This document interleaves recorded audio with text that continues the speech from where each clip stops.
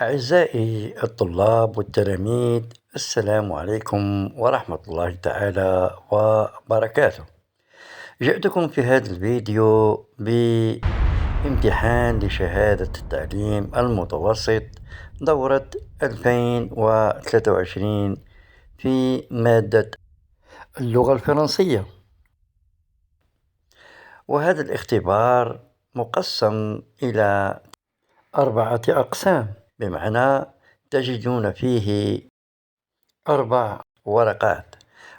الأولى والثانية عبارة عن الأسئلة المتعلقة باختبار مادة اللغة الفرنسية، والورقة الثالثة والرابعة بها الإجابة النموذجية، والتي تطلعوا عليها فيما بعد لتقيموا أجوبتكم.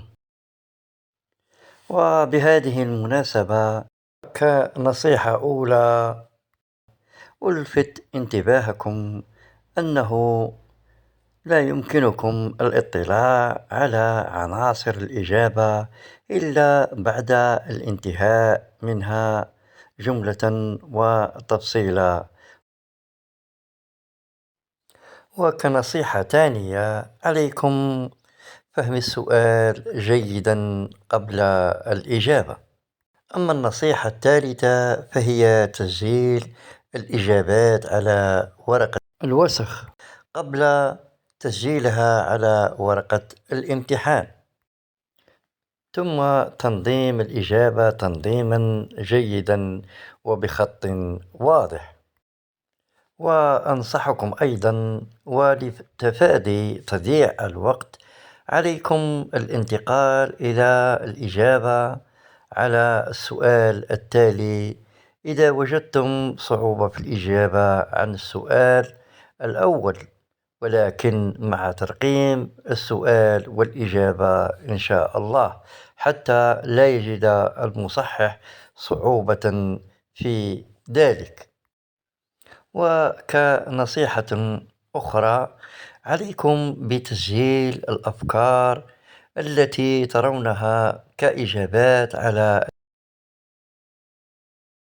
الأسئلة المطروحة، حتى لا تضيعونها وتذهب منكم فجأة، وهذا عن طريق تدوينها أو تقييدها على ورقة الوسخ.